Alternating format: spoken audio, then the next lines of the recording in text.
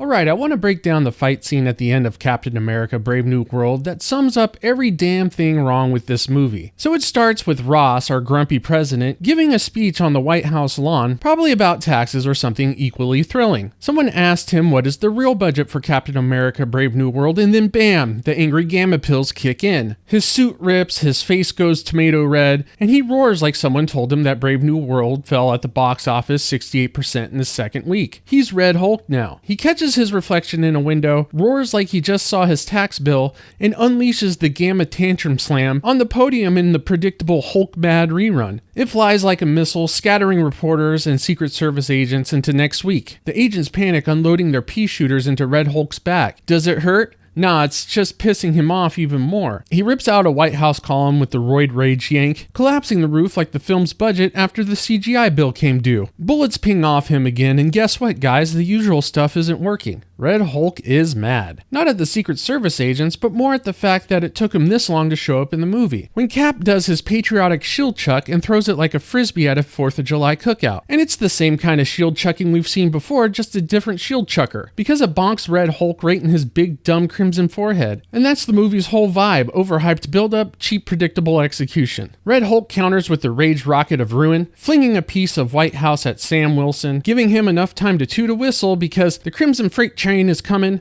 and it's time to check if Sam has a ticket to be on board. Captain America knows he's in trouble, so he goes for the Star-Spangled pullout, ejaculating himself out of the situation before swooping in with a razor pigeon slash, slicing Red Hulk's back like it was the storyline, and the audience is trying to cut through all the nonsense. But it's that time of the month, and it's going to take a lot more to stop Marvel's bloated red menace. Red Hulk hits Cap with a crimson clapback, where he's caught in a monthly storm, and these wings can't contain this soggy mess of a film. Behind Captain America, the White House cramps up, the walls crack, the windows bleed out, chunks of marble drop like hormonal chaos. The script is shedding all logic as the scene gets even more unpredictable, messy, and wrecking everything in sight with his unseemingly random emotional outburst. The fight is taken to the top of the White House roof, where the CGI looks like it was rendered on a Nintendo DS. This is also the location where the movie closes one nostril and snorts its own nonsense. Red Hulk grabs Cap and pulls the rubble rusher, shoving him through the White House wall like he's a human battering ram. They land on the roof, and Cap's unprotected legs and neck are somehow not jelly. And side note, every other scene harps on the fact that Sam Wilson is a pureblood and has refused to take the serum even though it was government mandated and he was going to lose his job. But why go through all this trouble if you're not going to grind his femurs into a fine powder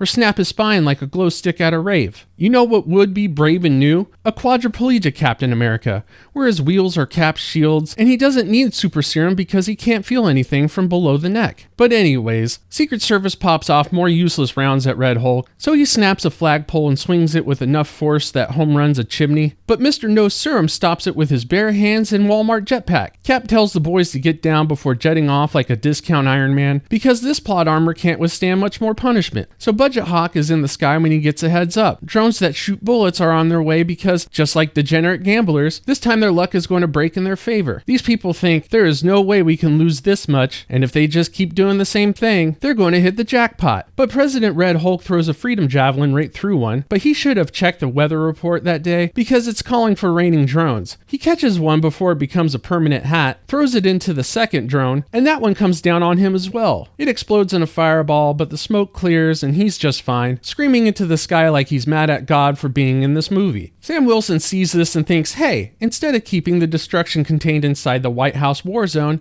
let's see if a field trip across the nation's capital will fix Ross. And this genius plan works out to nobody's advantage. Red Hulk pulls out the red rocket leap, blasting off the roof like it's a gamma field trampoline. Trading a flagpole for a bigger one, the Big Red Hulk turns into the Big Red Hunk by grabbing the Washington Monument with the Monument Money Shot, riding down General George's mighty phallus and stroking it for leverage on the way down. Like his anger, his love for Pole can no longer be contained, and this enrages him further. So he jumps again, crashes into Haynes Point, where he's surrounded by a seemingly infinite amount of hardwood for him to smash. And Captain America is tired tired of his jetpack doing all the flying for him, so he stops and waits for Red Hulk to give him a big red fisting, and it's climax time, baby. Red Hulk, a known sucker for pillow talk, gives Sam enough time to sweet talk him while he erects himself in the middle of a public park. But too much time has passed. Red Hulk now has post-nut clarity, where all the sweet nothings in his ear isn't going to stop the anger from surging up again. So Cap gives him the taunting tease of, "You want me? Come and get me." Red Hulk charges like a bull on bath salts, so Cap pulls the front flip park flasher. But he can't help his compulsive scratching fetish when he slashes Red Hulk's back again with his kink wing. Not to be outdone, Red Hulk finds another pole to grip and thrust with rage. He lands another gut rearranger to Cap's shield, sending him into a forced crash test dummy, bouncing off the goodwill of past MCU hits without sticking the landing. Red Hulk's not done. He hits a car with a gas tank ganker by punching a car right in its gas hole. And just how you expect a car to behave, if you punch it in the gas tank hard enough, it will catch fire. And Thaddeus Thunderpants here tries something old and throws it at Cap like a beverage cart serving only Molotov cocktails. With physics being optional, Sam goes into a full cartwheel carver, and much like the screenplay, this flamer is shred in half. But quickly Cap has to ball up because Red Hulk's coming to give him a relentless pounding. And it's a savage beatdown, and Red Hulk's going full psycho. Cap tries to jet off, and yeah, that's a feather plucker. Red Hulk grabs Sam's helmet, squeezing it like a soda can, which makes this Mountain Dew Code Red time. But Cap's no quitter. He kicks the script's last-ditch scraps right into Red Hulk's gut, forcing him to let go. And now Hulk is more pissed than ever. Not having a good day, he takes it out on Sam by punching him back 50 yards, like a discount piñata filled with fan fiction. Once again, Big Red leaps to flatten Cap, but Sam's got one more wing left, and it's meant for stabbing. He hits him with a patriotic poker, causing a purple fart wind blast to erupt, blowing them both back into a tumbled mess. A smell so repulsive is produced that can only be the screenplay,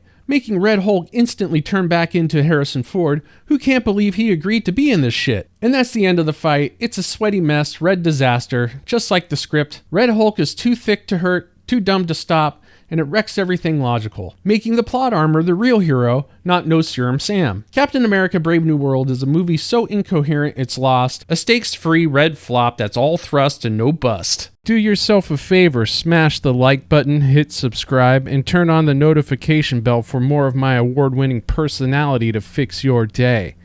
Not that I care about it or anything, but I got you. I'm out of here.